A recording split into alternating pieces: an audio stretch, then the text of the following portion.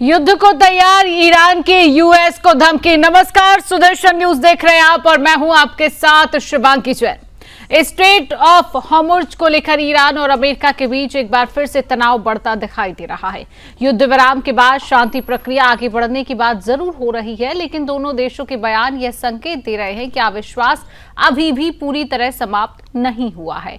दरअसल ईरानी संसद के स्पीकर और शांति वार्ता के मुख्य वार्ताकार मोहम्मद बघेर गलिबाफ ने स्पष्ट कहा है कि यदि अमेरिका युद्ध विराम की शर्तों का पालन नहीं करता है तो ईरान किसी भी परिस्थिति का सामना करने के लिए तैयार है।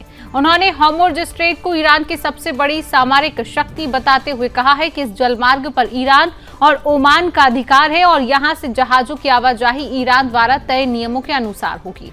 गलिबाफ ने यह भी कहा है कि अमेरिका और ईरान के बीच हुए समझौता ज्ञापन के अनुसार 60 दिनों तक जहाजों से कोई शुल्क नहीं लिया जाएगा, लेकिन इसके बाद इस जलमार्ग से गुजरने वाले जहाजों पर टोल लगाए जाने की व्यवस्था लागू की जा सकती है। उन्होंने यह भी बताया कि इस विषय पर ईरान फारस की खाड़ी के अन्य तटीय देशों के साथ भी लगातार संवाद कर रहा है। हालांकि दूसरी ओर ईरान ने अमेरिका के साथ किसी भी प्रत्यक्ष वार्ता से फिलहाल स्पष्ट इंकार कर दिया है। ईरान का कहना है कि 2 सप्ताह पहले हुए युद्ध विराम की सभी शर्तों का पूरी तरह पालन होना चाहिए। उसके बाद ही परमाणु कार्यक्रम जैसे महत्वपूर्ण विषयों पर आगे की बातचीत संभव होगी। मौजूदा व्यवस्था के मुताबिक ईरान को हॉर्मुज़ स्ट्रेट पर अपनी सख्ती कम करनी है और बदले में उसे आर्थिक राहत मिलने की बात कही गई है। साथ ही 60 दिनों तक वार्ता जारी रखकर स्थायी शांति समझौते का प्रयास किया जाएगा।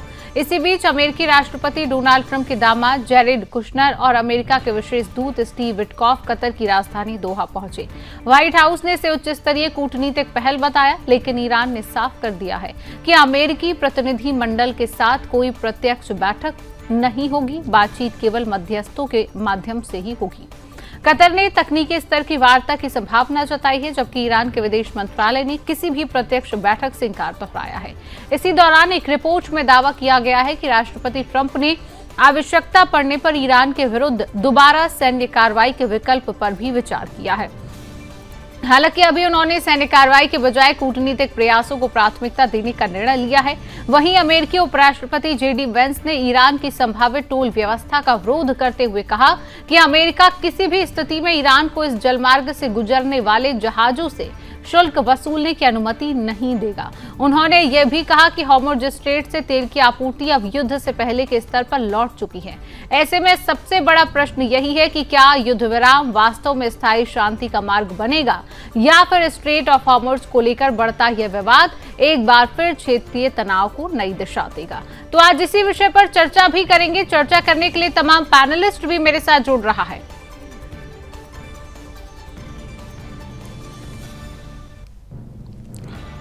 तो समुद्री शक्ति पर ईरान का एक बड़ा संदेश इस बार सामने आया है, जिसकी तस्वीरें भी कहीं ना कहीं निकलकर सामने आ रही हैं। देखिए, बात तो हर कोई कर रहा है, लेकिन जो समाधान की बात है उस पर कोई चर्चा नहीं की जा रही है। अब ईरान टकराव का जो नया मोर्चा है वो खुल गया है। तेल मार्ग पर महाशक्तियों की टक्कर भी देखने को मिल रही है।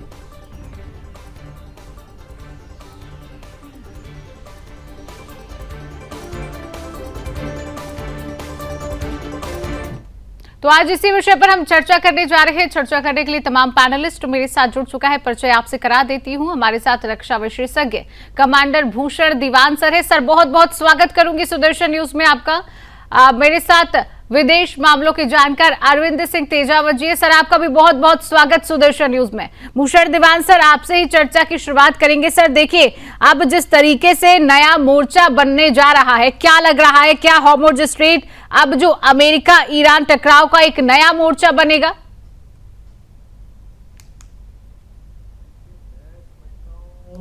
ये छुटपुट बातें हो रही हैं मेरी समझ में, और ये सुलह की तरफ चल रहा है। 2 महीने में चीजें क्या से क्या हो सकती हैं, और ये खाली प्रेशर डालने के तरीके हैं और कुछ नहीं है। और कुछ ना मिडिल ग्राउंड तो शायद निकलेगा, पर मैं ये आपकी चल पे भी कहता रहा हूं, शायद दूसरी चल पे भी मुझे लगता है कि हालांकि जैसे मलाका स्ट्रेट है, जैसे स्ट्रेट ऑफ हॉर्मुज़ है, ये तो नेचुरल वाटर है। तो ये तो नेचुरल वाटर होने के नाते कोई किसी को चार्ज करने का हक नहीं है। स्वेज कनाल अलग चीज है, वो तो मिस्र की, इजिप्ट की जमीन को काट के बनाया गया था। तो उसमें क्या है कि मैं समझता हूं बेटर वही रहेगा एज ए स्पेशल प्रोविजन इस बारी दिया जाए ईरान को as a one time exception, क्योंकि भाई ये बहुत नुकसान हुआ है ईरान का, और इस हिसाब से इनको एक बैरल के ऊपर $1 ही बढ़ेगा प्राइस, ज्यादा नहीं बढ़ेगा, क्योंकि जो VLCC है जो 2 मिलियन बैरल कैरी करता है शुभांगी जी, तो उस पर अगर $2 मिलियन चार्ज करते हैं, युआन में करते हैं बेशक, तो $2 मिलियन मतलब एक बैरल पे $1 ही बढ़ेगा, समझो, और कुछ ऐड कर दो, प्लस प्लस कुछ कर दो तो $2-3 बढ़ेगा। ये बहुत भारी बात नहीं है, दुनिया को सेफ्टी मिल जाती है, लड़ाई रुक जाती है।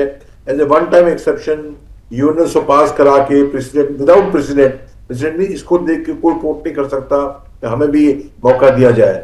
मैं समझता हूँ ये गुड अच्छा बायोमीडिया रहेगा, और ठीक है खाड़ी के देश इसको नहीं मानेंगे, पर टेम्पोररी मेजर उसमें कुछ बात करी जा सकती है। भाई $200 मिलियन खर्च हुआ है तो कुछ रिकवरी हो गई, उसके बाद नहीं होगी तो बात चल जाएगी, मेरी समझ में। बिल्कुल तेजावत जी, अरविंद सिंह तेजावत सर हैं। सर मैं आपसे समझना चाहती हूँ सर, ये जो टोल की बात कही जाती है हॉर्मुज़ स्ट्रेट को लेकर, तो क्या ईरान के पास टोल वसूलने का कोई अधिकार है इसको लेकर? देखिए, अंतर्राष्ट्रीय कानून जो कहते हैं उसके हिसाब से वो हिस्सा दरअसल ईरान की टेरिटरी में तो आता है, जो समुद्री सीमा जो कहती है, पर टोल तो तब वसूला जाएगा जैसे कि पनामा और स्ट्रेच पे जो टोल वसूला जाता है, वहां पे उन्होंने कंस्ट्रक्शन किया है। ठीक वैसा ही है जैसे कि हाईवे रोड्स हैं, तो हाईवे रोड्स पे टोल तब वसूला जाता है ना जब किसी ने रोड बनाया हो। अगर किसी ने रोड बनाया नहीं है तो टोल वसूल करने का किसी का हक ही नहीं है, तो वही ईरान का है। पर अगर टेरिटरी की बात करें तो निश्चित तौर पे वो ईरान में आती है, और अगर वो नहीं भी माने, मान लो कि हम दुनिया के सारे देश जिसमें भारत भी शामिल है, और भारत की भी राय है कि वो ये नहीं मानते हैं ईरान के इस दावे को, तब भी उस स्ट्रेट को पूरी तरीके से डिस्टर्ब कर सकता है। और कौन खतरा लेगा वहां से जहाज निकालने का? अगर कोई वहां से एक मिसाइल आके गिरी, भारत के तो पहले ही कुछ सेलर्स मारे जा चुके हैं, एक शिप को काफी नुकसान पहुंचाया गया है, तो कोई नहीं लेगा, रिस्क नहीं लेगा। और कौन सी कंपनी है जो इंश्योरेंस देगी उसके लिए? और बिना इंश्योरेंस के जहाज जाएंगे कैसे? तो पूरी तरीके से कंट्रोल है ईरान का, और अगर वो टोल वसूल करता भी है तो धीरे धीरे जो व्यापारी लोग हैं वो अपने लिए कोई ना कोई रास्ता ढूंढेंगे, तो वो कहीं ना कहीं कोई ना कोई रूट निकालने की कोशिश करेंगे। कई बार ऐसे आरोप भी लगे हैं कुछ देशों पे कि उन्होंने पैसा देकर भी वहां से जहाज निकाले हैं। भारत पे भी ऐसा आरोप लगा, खासकर विदेशी मीडिया में।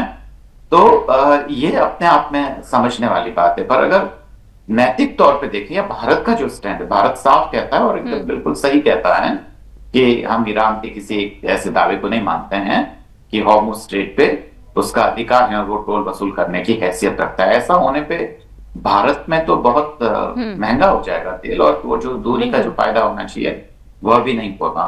बाकी कुछ चीजें हैं जो हम इस डिस्कशन के दौरान हम उस पर चर्चा करेंगे। बिल्कुल। और जिस तरीके से 60 दिन की छूट की बात की जा रही है, भूषण दीवान सर, क्या लग रहा है ईरान 60 दिन की छूट की जो बात कर रहा है, ये भविष्य में आने वाला एक दबाव इसको कहा जाए, क्या दबाव बनाने की कोशिश? हाँ बिल्कुल, दबाव बनाने की कोशिश है ये। इसके बारे में मैं ये भी कहना चाह रहा हूं कि मतलब $2 मिलियन चार्ज करे तो एक करे या ऐसा कुछ करे। सवाल ये है कि वो ईरान ये भी कह सकता है कि 60 दिन तक तो ठीक है, अभी हमने वहां माइंस डाली। क्यों डाली माइंस? अमेरिका ने हम पे अटैक किया, तो हमने तो माइंस डाली थी ताकि अमेरिकन वॉरशिप अंदर ना आ पाए। अब माइंस तो माइंस है, वॉरशिप अंदर नहीं आ पाएंगे, मशीन शिप भी नहीं आ पाएंगी, तो उनको क्लियर करने को टाइम जाएगा। ये तो मैं आपको रिटायर्ड नेवल ऑफिसर के तौर पे शुभांगी जी बिल्कुल बता सकता हूँ। माइन जो है ना लगाना, समुद्र में फिट करना, ये बड़ा आसान काम होता है। जमीन पे भी फिट करना बड़ा आसान काम होता है, निकालना बहुत पेचीदा काम होता है, बहुत टाइम जाता है। आप कई आर्मी के ऑफिसर मिलेंगे जो इंजीनियरिंग ब्रांच के हैं, कोई टांग टूटी हुई है, कैसे वो माइन क्लियरिंग के लिए गए और उनकी टांग उड़ गई। क्योंकि बड़ा कॉम्प्लिकेटेड होता है वो। जैसे किसी मूर्ति को बनाना तो बड़ा मुश्किल है, ये किसी चीज को बनाना मुश्किल है, तोड़ना बड़ा आसान है। तो इसके अंदर तो डालना, तोड़ने के लिए माइन डाल देना आसान होता है, निकालना टाइम जाता है। वो कह दिए हम खर्चा कर रहे हैं, निकाल रहे हैं। ऐसा कोई वाया मीडिया अमेरिका को मान के अपनी नाक नीची करके वो नाक नीची की बंद, और ये कर देना चाहिए। मैं समझता हूं तभी शांति रहेगी। और वही विदाउट राइट मलाक्का में सिंगापुर, मलेशिया, इंडोनेशिया ये चार्ज करें, ऐसा नहीं होगा। तो ये चीजें जो है मेरा ख्याल है उसी तरीके से आगे बात सुलझेगी। नहीं तो क्या इंश्योरेंस कोई गोलीबारी दाग दे तो उसमें क्या है, तो कितना खर्चा बढ़ जाएगा इंश्योरेंस का, शिप्स आएंगी भी नहीं। सेकेंडली मैं खर्चा ज्यादा रेट ऑयल का बढ़ेगा नहीं, $1-2 $3 पर बैरल भी बढ़ सकता है, बस इतना ही, बहुत ज्यादा नहीं बढ़ेगा। अब तो हम ऐसा नहीं है कि $10 बढ़ जाए, वो 70 है तो बढ़ता 73 भी हो सकता है। तो ये प्राइस देना, ये चुंगी देना सेफ्टी के लिए ठीक है, पर क्लियर कट यूएन में पास करे वन टाइम एक्सेप्शन। भाई हमने डिलिब्रेट किया है, 2 महीने है ना, डिलिब्रेट करें यूएन में स्पेशल वो मूव करके, और वो मेरा ख्याल रशिया भी सपोर्ट करेगा, अमेरिका भी सपोर्ट कर देना चाहिए, ताकि भाई वन टाइम है ना वही तो, या नाम तो इस हिसाब से हो जाए तो ये अच्छा रहेगा, मैं समझता हूँ। बिल्कुल। और अरविंद सर, युद्ध विराम की बात जो है वो शुरू से चलती रही है कि युद्ध विराम होगा, चर्चा चलती रही है। अब क्या लग रहा है, क्या ये युद्ध विराम एक अस्थायी विराम साबित हो रहा है? बिल्कुल शिवांगी जी, हमने अक्सर ये बात की है जब तमाम विश्लेषक ये अनुमान लगाते थे कि अब युद्ध विराम हो जाएगा क्योंकि शीर्ष स्तर पर सहमति बनी है, तब भी आप और हम तो यही बात कर रहे थे शिवांगी जी कि नहीं होने वाला है, क्योंकि इंटरेस्ट ही कहीं मैच नहीं हो रहे हैं। अमेरिका को कोई फायदा नहीं है, जो चीज थे, जो एम्स थे, वो किस मुंह से वापस अमेरिका में जाएगा, विपक्ष को क्या जवाब देगा, और ईरान का सब कुछ खत्म है, कहां वॉरशिप अभी भी वहां पर है, तो कहां से वो युद्ध विराम कर लेगा। तब भी हम दोनों ही ये सोच रहे थे कि ये युद्ध विराम नहीं होगा और आगे भी ऐसा ही होने वाला है। इसमें नुकसान जो है वो भारत को हो रहा है और बहुत जबरदस्त तरीके से हो रहा है। मतलब इस पूरी लड़ाई में जो सबसे इफेक्टिव जो पार्टी है वो भारत के साथ कुछ देश हैं, पर इतने बड़े रूप में इफेक्टिव नहीं है, क्योंकि उनकी क्षमताएं अलग अलग है, उनकी जो खासकर डिपेंडेबिलिटी है वो अलग है। खासकर एलपीजी के मामले में भारत 90% डिपेंडेंट है। और अब मुझे लगता है कि मैं खुद भी काफी लंबे समय तक ये बोलता रहा कि पाकिस्तान का जो मीडिएशन है वो खाली एक डाकिये से ज्यादा नहीं था, संदेशवाहक था। पर अब हमें स्वीकार करना होगा कहीं ना कहीं कि भारत अपने आप को अगर क्षेत्रीय महाशक्ति मानता है तो जिम्मेदारियों से नहीं बच सकता है। अगर क्षेत्रीय महाशक्ति है तो वैसा बिहेव भी करना पड़ता है। ऐसा नहीं है कि आप खाली ये मानते रहे कि हम बहुत बड़ी ताकत है। क्या भारत को इस पूरे मसले में बहुत ही एक्टिव तौर पे क्या अंतर्राष्ट्रीय स्तर पर अपनी आवाज नहीं उठानी चाहिए थी? क्या प्रेसिडेंट ट्रंप को ये नहीं साफ साफ बताना चाहिए कि भारत के राष्ट्रीय हितों को कैसे नुकसान पहुंच रहा है? क्या ईरान के लिए जो दूरी बना के जो भारत ने त्याग किया अमेरिका को ध्यान में रखते हुए, क्या अमेरिका ने उसका जरा सा भी ख्याल रखा? टैरिफ ला दिए और अभी तो क्वेड को भी इरेलेवेंट बनाने की कोशिश कर रहा है यूनाइटेड स्टेट, और बदले में भारत लगातार कीमत चुका रहा है। ब्रिक्स में भी कीमत चुका रहा है, क्वेड में भी चुका रहा है। एससीओ की बैठक में जरूर चीन ने हमारा स्वागत किया था क्योंकि उसे लगा कि शायद भारत हमारी तरफ आ जाएगा। बाद में उसे लगा कि भारत केवल प्लेटफॉर्म का इस्तेमाल कर रहा है, तो उसने भी अपने कदम पीछे हटा लिए। पाकिस्तान को वो लगातार मदद करता रहा है। सिंदूर के समय हमें पता है कि चीन ने क्या किया है। तो भारत को अगर वह क्षेत्रीय महाशक्ति मानता है तो एक्टिवनेस भी तो दिखानी पड़ेगी अंतर्राष्ट्रीय मामलों में, अपनी राय भी तो देनी पड़ेगी। ऐसा थोड़ी है कि आप चुप रह के अपनी कुछ भी ना कहें और आपको अंतर्राष्ट्रीय स्तर पर आपकी सारी बातें आपके अनुरूप आपके बोले बगैर मान ली जाएगी। तो हमें, मुझे लगता है कि खासकर मिडल ईस्ट को लेकर हमें दोबारा से सोचना पड़ेगा। खासकर हमारे वहां हित जुड़े, खाली ईरान का ही मामला नहीं है, वो रीजन डिस्टर्ब हो रहा है। हमारे बहुत सारे जो वहां पे काम करने वाले लोग हैं वो अगर आते हैं काफी बड़ा पैसा अच्छा खासा हमें भेजते हैं वो लोग। मुझे लगता है कि जो बाहर से विदेशों से पैसा आता है उसका 50% तो केवल और केवल वेस्ट एशिया से ही आता है। तो हमारे इंटरेस्ट वहां पे हैं। अगर भारत ताकतवर था और इजराइल उसका मित्र है तो वो दबाव बना के क्यों नहीं कुछ शांति स्थापना की कोशिश करता है। भारत का तो इतिहास रहा है, चाहे वो 62 पैरेलल पे कोरिया के यहाँ शांति स्थापित करनी हो या तमाम जगहों पे भारत ने अपनी सेनाएं भेजी है। श्रीलंका में शांति सेनाएं भेजी है। और आज मुझे वाकई दुख होता है जब हम्बनटोटा से लेके चाबहार, ईरान से लेकर और पाकिस्तान में ग्वादर से लेकर और इधर तिस्ता तक जब चीन फैलता जा रहा है और हमारी अगर जो कैरियर के रूप में डिप्लोमेसी को अपनाने वाले लोग अगर कुछ कर नहीं पा रहे हैं तो का मामला है।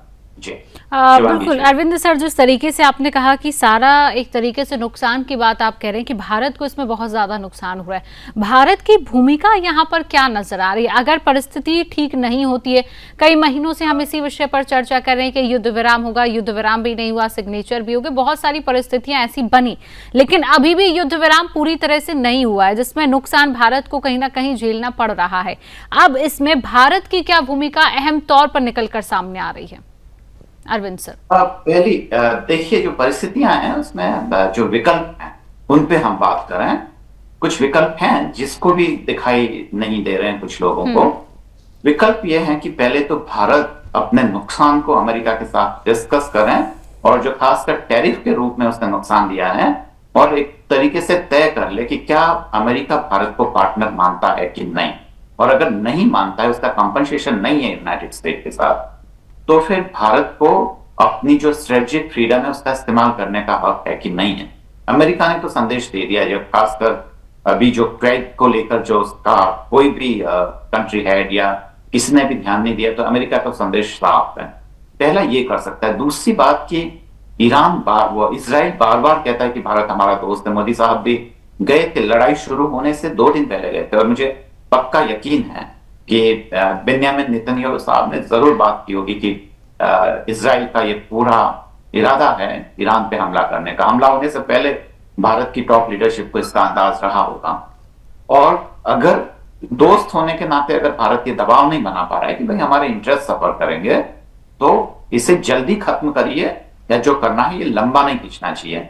अगर ये नहीं है तो ना तो भारत क्षेत्रीय शक्ति कहने का हकदार है, और ना ही इजराइल को अपना दोस्त मानने का है। भारत ने तो इजराइल की दोस्ती के लिए बहुत बड़ी कीमत चुकाई है अनेक जगहों पे। उसके बाद में लगातार ये जो खासकर जो ईरान, रूस और जो ये जो बन रही है थोड़ी चीन की, उसमें पाकिस्तान तो सक्रिय है। पाकिस्तान ने कहा, पाकिस्तान तो इजराइल के साथ अपने जो रिश्ते खराब है उसके लिए भी उस पर दबाव नहीं था कि उसको मान्यता दें।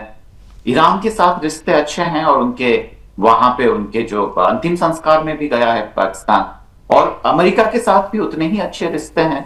भारत तो उससे बड़ी ताकत था ना, तो भारत ने क्यों नहीं ये चुना कि वह ईरान के उनके राष्ट्रपति के शोक सभा में भी जाएगा, अंतिम संस्कार में भी जाएगा। कहाँ स्ट्रेटेजिक फ्रीडम रह रही है? और बदले में क्या अमेरिका इसको मान्यता दे रहा है? अमेरिका तो उल्टे टैरिफ लाद रहा है, हमारे सारे जितने भी जो एनर्जी सोर्सेज है उसको स्क्वीज कर रहा है, खत्म कर रहा है धीरे धीरे। तो भारत को क्या, जब बात हो रही है तो नहीं है क्या केवल जो भारत जो अपने टोटल इंपोर्ट जो एक्सपोर्ट का 1/5 अमेरिका को एक्सपोर्ट करता रहता है, उसके लिए लंबे समय तक क्या वह ऐसा ही करता रहेगा कि वह मानता रहेगा सब कुछ? तो मुझे तो लगता है कि शायद सोचने की जरूरत है। बिल्कुल, जहां तक बिल्कुल आप सही कह रहे हैं भूषण दीवान सर। जिस तरीके से सैन्य विकल्प को ट्रंप ने खुला रखा हुआ है कई तौर पर, तो क्या ये एक तरीके से नई चेतावनी है ट्रंप की तरफ से? हाँ, प्रेशर का तरीका है। मैं छोटा सा प्रतिक्रिया देना चाहूंगा मेरे रिस्पेक्टेड को पैनलिस्ट की बातों पे। जी जी जी। देखिए, इरादे तो हमारे कुछ भी हो सकते हैं। हम अपने को बिग पावर का टैग हम तो अपने आप को दे सकते हैं, विश्वगुरु का टैग दे सकते हैं, जो भी देना चाहें, पर सच्चाई ये होती है कि आपके हाथ में कितनी इकोनॉमिक पावर है।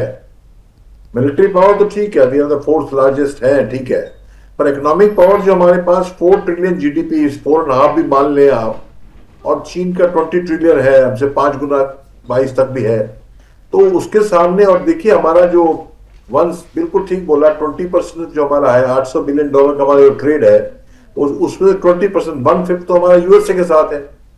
और उस यूएसए का ट्रेड ऐसा है, हर साल भारत को ट्रेड डेफिसिट $100 बिलियन होता है। 800 में से 12% नुकसान डेफिसिट पा रहे हैं, पॉल्यूशन कम हो रही है, और खाली अमेरिका से ही हमको $40 बिलियन मिलता है। अगर वो भी खत्म हो जाए तो हमारे को तकलीफ होगी। तो इसलिए देखिए, ये तो एक तरफ है, अपने को स्ट्रेंथ भी देखनी पड़ती है, अपनी वीकनेस भी देखनी पड़ती है। जैसे ईरान में भी, चीन में भी डेंग ने कहा लाई लो, भाई जब तक आपके पास पावर नहीं है आपको लाई लो करना पड़ेगा। लाई लो, ज्यादा लाई लो करेंगे तो अगला रौंद देगा आपको, ये भी होता है। पर अमेरिका इस मामले में रौंदेगा नहीं। मैं बताऊं क्यों नहीं रौंदेगा। अभी ट्रंप साहब जो है, इनको पता है, इनके जो प्रेडिसेसर्स हैं, इनको कहा है 10 साल से 12 साल से हम इंडिया को अपना क्लोज पार्टनर बनाने के फिराक में हैं। क्यों? अगर चीन की लाइन छोटी करनी है तो इंडिया को अमेरिका ने साथ लेना ही लेना है। और उसको बीच में जो कर रहा है, ऊपर नीचे टैरिफ का कर रहा है, टैरिफ वॉर कर रहा है। अभी इंडो पैसिफिक को फिर से पैसिफिक कह दिया उन्होंने, एशिया पैसिफिक कह दिया। अभी आप जानते हैं नया नया जो अमेरिका ने ऑर्डर दिया है, सेंटकॉम का नाम भी बदल दिया। तो ये बातें हमें झेलनी पड़ेंगी। क्यों भाई? हमारे पास $4.25 ट्रिलियन वाली इकोनॉमी है और हमारे पर डिपेंडेंस अमेरिका पे है। अगर हम इनकी टेक्नोलॉजी भी चाहते हैं, इनका सपोर्ट भी चाहते हैं हम, तो हमको, और बाकी हमने क्या कहा है, हर चीज में नहीं मानना है। हम उनकी सोयाबीन, हम उनके मिल्क प्रोडक्ट्स, एग्री प्रोडक्ट्स, इस पे हम रुके हुए हैं, उनकी बात नहीं मान रहे। तो हमारी मजबूरी है इस मामले में। और देखिए, इजराइल से जो हमें अमेरिका, रशिया से मिलता है, पूरे वेपन प्लेटफॉर्म मिलते हैं, शिप्स मिलते हैं, टैंक्स मिलते हैं, रेडार्स मिलते हैं, गन्स मिलते हैं, आर्टिलरी मिलती है, पर जहां रॉकेट्स मिलते हैं। पर जहां तक इजराइल का है, इजराइल का बड़े माहिर है वो, इजराइल इलेक्ट्रॉनिक वॉरफेयर में। यूनिट जो है छोटी वाली, जो फोर्स मल्टीप्लायर है, वो हमें कोई देने वाला नहीं, वो अमेरिका, इजराइल ही देता है। तो ये इजराइल के साथ भी हम दोस्ती नहीं बिगाड़ सकते। और चबार के साथ, ठीक है, ईरान है, चबार है, मिडिल ईस्ट है, उनके साथ भी हमारा ट्रेड है। $35 बिलियन हर साल आता है, उसमें से 20 तो मेरा ख्याल है 20-25 भी हो सकता है गल्फ से आता हो। ये सब बातें हैं। पर अमेरिका को एकदम, जो भी जिस टाइप का आदमी है, नेचर है मिस्टर ट्रंप की, वो हम दुनिया देख रही है। तो ज्यादा उसको हम नाक में उंगली करेंगे ना, तो अपने को फायदा तो कुछ मिलेगा नहीं है कि हम अपनी छाती तो ठोके, फायदा मिलेगा नहीं। पर नुकसान करने में होशियार माहिर है वो। हालांकि वो तो जाने वाला है, सेकंड 2 साल 3 साल उसके और है। तो उसका मकसद ये है कि 2.5 साल, तो उसका मकसद ये है कि हिला जाए, सब हिला रहा है, सभी को आप देख ही रहे हो। तो हिलाने के चक्कर में जो ईरान के साथ भी किया है, कुछ नुकसान बड़ा उसको हुआ है। हमको भी ऐसा कर सकता है वो। तो हमको उस चीज में जाना नहीं है, तो कंप्रोमाइज करना ही पड़ता, वो कर रहे हैं। पर ये जो आप कह रहे हैं वॉर, एक बड़ी भारी बात, अमेरिका कुछ भी प्रेशर डाले, अमेरिका नहीं चाहता मिडिल ईस्ट में फंसना। जितना मिडिल ईस्ट में अमेरिका फंसेगा, चीन की बात खिलती रहेगी। चीन जो है 2027 का टारगेट उनका, उसका है, ताइवान का है, अटैक का भी है, बाकी तो लंबा टाइम जा सकता है। पर सवाल यह है कि चीन को फिलीपींस में हर जगह तंग कर रहा है। देखिए, जब 2 लोगों की लड़ाई दुनिया में है, किसकी? अमेरिका की और वर्सेस की लड़ाई चीन की। तो चीन को आप खुला छोड़ देंगे तो और सिरजोर हो रहा है। अभी भी चीन ईरान के जो एपिसोड से सिरजोर हो रहा है। तो वो लड़ाई की बातें कर रहे ट्रंप साहब, पर मेरा ख्याल है लड़ाई में जाएंगे नहीं, मेरी समझ में। ठीक है अरविंद सर, जिस तरीके से भूषण दीवान सर ने कहा कि यहाँ पर भारत को थोड़ा बहुत कॉम्प्रोमाइज करना पड़ेगा, और भारत कॉम्प्रोमाइज कर भी रहा है। अब जिस तरीके से भारत कई चीजों में कॉम्प्रोमाइज भी कर रहा है, अपनी जो तमाम बातों को लेकर जो बातें कही हैं भारत ने, उन पर वो अडिग भी अपनी बातों पर, सोयाबीन हो गया, तमाम बातें हो गई। लेकिन इसका क्या फायदा है आने वाले समय में? देखिए, भारत अडिग है और दीवान साहब ने बातें तो सारी ही सही कही है, बिल्कुल मैं समझ सकता हूँ। और दरअसल इनसिक्योरिटी टॉप लेवल पर भी है, जो खासकर साउथ ब्लॉक में जो नीति नियंता है कि हमारा जो खासकर जो 20% हमारा व्यापार होता है, जिसमें हम ज्यादातर, और वो व्यापार जो है वो हमारे फायदे का है, मतलब वो अमेरिका के फायदे का ना होकर वो है, हमारी 20% निर्भरता है, अमेरिका की खाली 2% है। तो बात तो सच है, पर बहुत सारी चीजें हैं। खाली या तो हम नई चीजें या नया रिस्क लेना छोड़ दें और जैसा जो नुकसान है हम उठाते रहे और कुछ ना करें, या दूसरा तरीका है कि बहुत सारी टॉप अमेरिकन कंपनियां हैं, 10 तो मैं अभी गिना सकते हैं, अमेजॉन, माइक्रोसॉफ्ट, तमाम है, एप्पल, किसका नाम लें। क्या अमेरिका भारत से संबंध खराब करके इन सबको यहां से रुखसत करने या यहां से बोरिया बिस्तर बांधने की रिस्क लेगा? और क्या व्यापार खत्म होने पे अमेरिका के कुछ सेक्टर्स हैं जो बहुत ही दबाव में आ जाएंगे? तो मतलब जो 20% का है वो तो नीचे गिरकर 10% तक ही आ जाएगा। तो इतना नुकसान तो, जब आप एक महाशक्ति है, क्षेत्रीय महाशक्ति है, तो आपके पास स्ट्रेटजी तो होनी चाहिए। और दूसरी बात ये कि भारत जो अमेरिका को डाटा प्रोवाइड करता है, जो खासकर आईटी सेक्टर्स में हमारे जो टेक्नीशियंस काम करते हैं, अमेरिका का मतलब उस सेक्टर से जबरदस्त तरीके से भारत का प्रभाव है। या कि बहुत तमाम चीजों में, तो क्या भारत को कभी ये नहीं लगेगा कि उन सब चीजों का इस्तेमाल करके कम से कम अमेरिका को ये बताया जाए कि भारत की ताकत क्या है? क्या ये कभी बताने का मौका ही नहीं मिलेगा? और बात सच है दीवान साहब की, मैं बिल्कुल एग्री कर रहा हूं, और हमेशा से दीवान साहब ने बिल्कुल बेबाक तरीके से अपने राय जाहिर की है। हम सब लोग राय जाहिर करते हैं, तो बात ये कि आंतरिक सुधार की बात हम कब करेंगे? चीन तो महाशक्ति बना है ना, बिल्कुल, है ना? और वो 3 और 18 का फर्क होता है, या 4 और 20 का फर्क होता है, वो है ना हमारे और चीन में। तो भारत कब शुरू करेगा? केवल मनमोहन सिंह जी साहब ने वो आर्थिक सुधार कर दिए, वो भी ऊपरी तौर पर, ऊपर के, जिसका फायदा हुआ कुछ सालों तक। क्या हमें आंतरिक सुधार, जो खासकर हर एक स्तर पर हमें जो संस्थागत परिवर्तन की जरूरत है, ताकि स्पीड अप हो, इकोनॉमी स्पीड अप हो, लोग कुछ नीतियां बने जिससे रोजगार के कुछ ज्यादा अवसर पैदा हो, भारत एक्सपेंड करे दुनिया भर के देशों में, खासकर अफ्रीका में लगातार लिमिटाइज कर रहा है चीन हमें, ये तब जबकि हमारे जो प्रवासी लोग हैं वहां पे काफी एक्टिव है, और भारत के मिशन अगर उनको मदद नहीं कर पा रहे हैं, तो क्या हम सोचना बंद कर देंगे या कि बोलना बंद कर देंगे कि नहीं सब कुछ ठीक है और भारत की आर्थिक क्षमता नहीं है? तभी तो हम हमारी आर्थिक क्षमताओं को बढ़ाएंगे और उसके लिए नीतियां बनाएंगे ना। तो वो नीतियां हैं कहाँ, उसके बारे में हमें चर्चा तो करनी पड़ेगी ना। और यहाँ पर भारत बिल्कुल, और आपने सही कहा, और भारत को यहाँ पर स्टैंड लेकर अपनी नीतियों पर भी बात करनी पड़ेगी और आगे आकर भी बात करनी पड़ेगी। स्टैंड लेना बहुत जरूरी है यहाँ पर खुद का। फिलहाल सर समय का अभाव है, आज दोनों पैनलिस्ट आभूषण दीवान सर, अरविंद सर, आप दोनों मेरे साथ जुड़े हैं, आपने समय दिया है। आप दोनों का मेरे साथ जुड़ने के लिए, समय देने के लिए आप दोनों पैनलिस्ट का बहुत बहुत धन्यवाद।